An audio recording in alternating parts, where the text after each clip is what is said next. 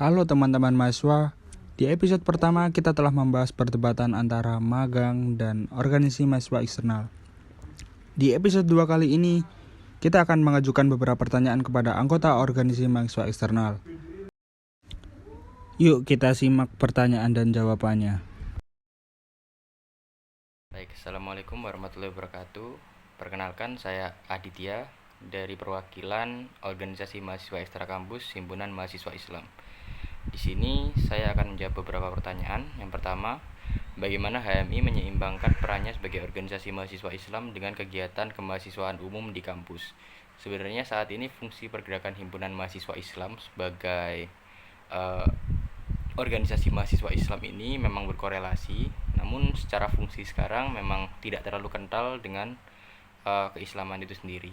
Memang kita menanamkan nilai-nilai keislaman, tetapi sebagai wadah aktualisasi diri mahasiswa, jadi sebagai kader kita juga harus dituntut untuk dapat menyeimbangkannya dengan keberadaan organisasi umum yang ada di kampus. Sebenarnya apabila cara menyeimbangkannya sendiri, HMI adalah organisasi sebagai tempat pelatihan dari kader-kader itu sendiri. Sedangkan organisasi kemahasiswaan umum di kampus adalah sebagai wadah aktualisasi diri. Contohnya sebagai anggota dalam BEM yang harus menjalankan suatu proker, itu wadah aktualisasi. Jangan di HMI sendiri nantinya juga akan ada program kerja baik keislaman maupun umum yang sebagai wadah untuk kader itu berlatih. Yang kedua yaitu bagaimana HMI mendorong nilai-nilai Islam dalam kehidupan bermasyarakat di lingkungan kampus. Apakah melalui dakwah, kajian Islam, atau kegiatan sosial keagamaan lainnya? Ya, untuk mendorong nilai-nilai Islam, yaitu kita harus tetap menanamkan nilai-nilai keislaman itu sendiri kepada kader. Yang pertama yaitu pembuatan program kerja pengajian yang ada di lingkungan sekitar, di masjid-masjid sekitar. Kemudian juga menanamkan nilai-nilai pembacaan Al-Quran sebelum berforum. Kemudian juga ada kita melaksanakan kajian-kajian keislaman secara rutin bersama para kader. Yang ketiga yaitu bagaimana HMI berkolaborasi dengan organisasi non-Islam di kampus untuk membangun toleransi dan saling menghormati antar umat beragama. Sebenarnya kalau organisasi non-Islam ini wujudnya seperti apa, namun apabila organisasi-organisasi umum, tentu saja HMI ini memberikan ruang untuk para kadernya berkembang di organisasi manapun itu, dengan tetap mencerminkan nilai-nilai dan marwah dari himpunan mahasiswa Islam sendiri. Jadi untuk kolaborasinya mungkin dilaksanakan seperti misalnya ada badan semi otonom atau BEM, kader-kader yang berada di sana itu untuk menerapkan nilai-nilai keislaman dan juga wujud toleransi yang ada di sana. Karena memang dalam HMI sendiri Islamnya itu moderat, jadi kami tidak memandang Islam sebagai hal yang utama di himpunan mahasiswa Islam, tapi bagaimana pengembangan kader itu sendiri. Tapi tetap Islam itu juga suatu nilai yang penting yang harus ada dalam hati nurani masing-masing kader. Kemudian untuk keunikan dan perbedaan, yang pertama apa yang membedakan HMI dengan organisasi mahasiswa Islam lainnya di kampus? Pendekatan dakwah seperti dan pembinaan kader seperti apa yang diterapkan oleh HMI. Untuk pembedaannya, sebenarnya HMI ini merupakan satu-satunya organisasi yang melingkupi seluruh umat muslim yang ada di Indonesia. Jadi seperti organisasi-organisasi lain yang mungkin datang dari adanya suatu organisasi masyarakat terlebih dahulu atau ormas terlebih dahulu baru lahirnya organisasi mahasiswa ini. HMI pure murni berjalan dari pemikiran dan gagasan mahasiswa-mahasiswa Islam yang ada di Indonesia yang diawali di Jogja. Itu untuk pembedaannya. Jadi HMI lebih moderat, melingkupi dan merangkul semua Islam, semua mahasiswa Islam dari semua golongan. Untuk pendekatan dakwahnya, tentu saja kita menggunakan metode kaderisasi kepada teman-teman ini untuk dapat bergabung dan juga mengembangkan diri di himpunan mahasiswa Islam. Dan bagaimana HMI beradaptasi dengan pemahaman Islam yang beragam di kalangan mahasiswa. Justru ini uniknya dari himpunan mahasiswa Islam sendiri, karena untuk pemahaman Islam yang beragam ini merupakan wujud identitas dari himpunan mahasiswa Islam. kita tidak melulu terkait identitas kader ini sebagai seorang dari ormas mana, dari Islam yang mana, tapi kita menyatukan seluruh elemen untuk dapat bergabung dan juga mengembangkan diri, melakukan advokasi dan lain sebagainya secara real di himpunan mahasiswa Islam.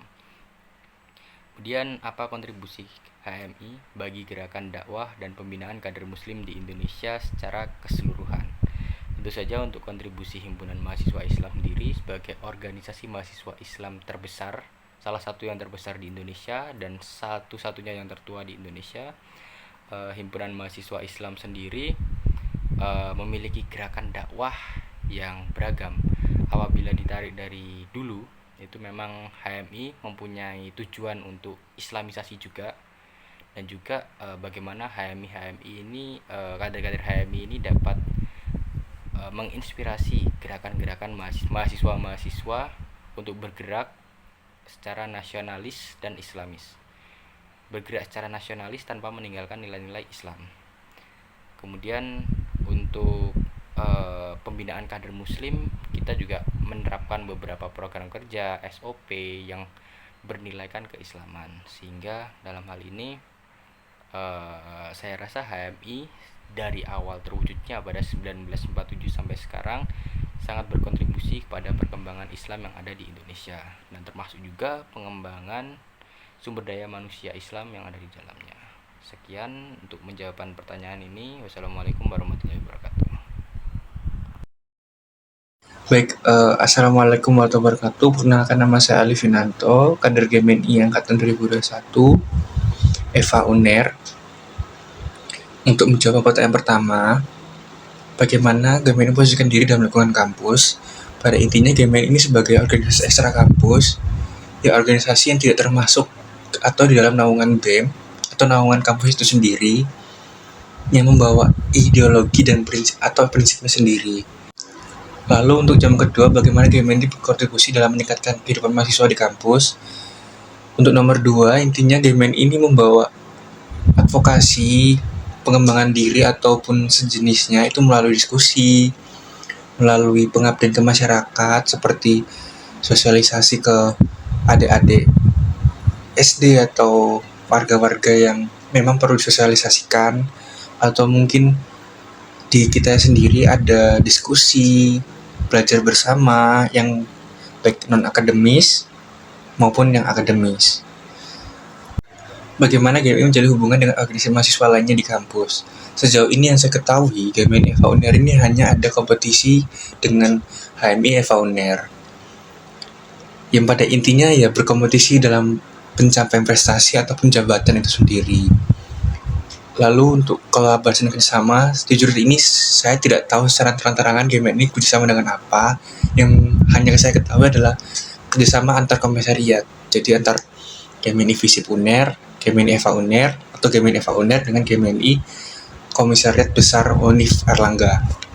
GMNI dengan organisasi mahasiswa eksternal lainnya di kampus, ya yang membedakan itu pada dasarnya menurut saya ideologinya Marhaenis yang cukup unik. Ideologi Marhaenisnya yang cukup unik itu sendiri menurut saya, karena dimana intinya itu dia membela kaum tertindas oleh sistem, kurang lebih seperti itu.